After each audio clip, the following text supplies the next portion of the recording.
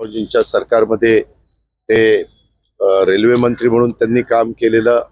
त्यावेळेस त्यांच्याकडं पूर्णपणे कारभार होता, स्वतंत्र कारभार रेल्वे विभागाचा दिलेला होता. त्याही काळामध्ये रेल्वेमध्ये अतिशय वेगळ्या प्रकारचं काम त्यांनी करून दाखवलं. पुण्याच्या पण एकंदरीत वाटचालीमध्ये पुण्याची मॅरेथॉन असेल, पुण्याचं आपलं गणेश फेस्टिवल असेल, पुण्यामध्ये आपल्या म्हाळुंगी बालेवाडीच्या परिसरामध्ये जे क्रीडा संकुल उभं राहिलेलं त्या संदर्भातले कामं असतील, असे अनेक प्रश्न साहेबांच्या मागं लागून दिल्लीमध्ये पण ते ज्यावेळेस गेले, दिल्लीमध्ये देखील गेल्यानंतर त्यांनी एक स्वतःचा वेगळा ठसा हा उमटवण्याचं काम केलं आणि सगळ्यांची अतिशय जवळचे असे संबंध त्यांनी निर्माण केलेले होते.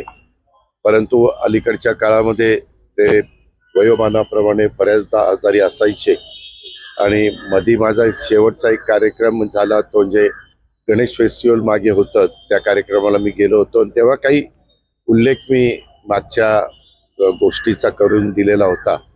त्यावेळेस मीराबाबी यांनी पण त्याच्याबद्दल मला बोललेल्या होत्या आणि काळाच्या नियतीच्या पुढं तुमचं माझं काही चालत नाही. आज ज्यांनी बरेच काळ पुणे महानगरपालिकेवर, पुणे शहराच्या राजकारणावर, पुण्याच्या एकंदरीत विकासावर अनेक वर्ष काम केलं, अनेक वर्ष त्यांचा एक पगडा आपल्याला सगळ्यांना पाहायला मिळाला. ती व्यक्ती आज आपल्याला सोडून गेलेली आहे. आणि माजी खासदार, पुणे शहराचे आणि महाराष्ट्राचे नेते सुरेशजी कलमाडी यांचं दुःखद असं निधन झालेलं आहे. त्यांचा आणि माझा परिचय जवळजवळ 4 दशकांचा होता आणि पुणे शहराचे खासदार असताना गणेशोत्सवाचा कार्यक्रम असेल किंवा वेगवेगळ्या सांस्कृतिक कार्यक्रम असतील, त्याच्याचबरोबर ज्या वेळेला महिलांना राजकारणामध्ये 73 आणि 74व्या घटनेच्या नंतर आरक्षण मिळालं, त्या काळामध्ये सुरेशजी कलमाडी यांचं शहरावरती प्रभुत्व होतं आणि त्यामुळे आलेल्या सर्व महिला महापौर असतील, महिलांची मोठी संख्या असेल, यामध्ये मला आठवतं आहे की त्यांच्या खासदार निधीपैकी जवळजवळ त्या काळामध्ये 1 कोटी रुपये महिलांच्या स्वच्छतागृहासाठी खास त्यांनी दिलेले होते. अत्यंत समाजाभिमुख, त्याचबरोबर लोकांसाठी सातत्याने तळमळीने काम करणारे आणि सर्वांना सांभाळून घेणारं असं त्यांचं नेतृत्व होतं. स्वर्गीय सुरेश कलमाडीजींना विनम्र श्रद्धांजली.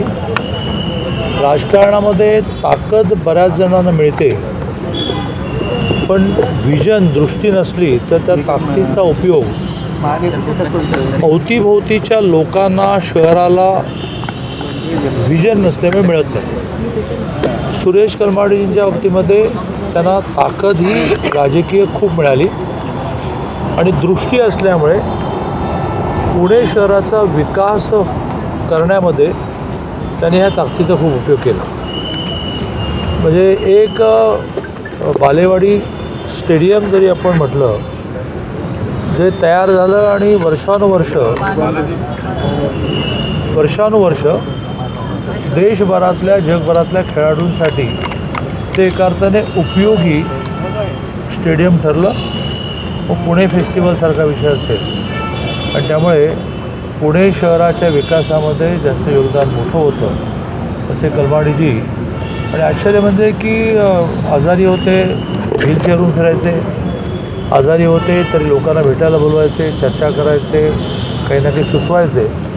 अशा आयुष्याच्या शेवटच्या क्षणापर्यंत ॲक्टिव्ह राहिलेल्या सुरेश कलमाडीजींना मी माझ्या वतीने, शासनाच्या वतीने, पक्षाच्या वतीने विनम्र श्रद्धांजली.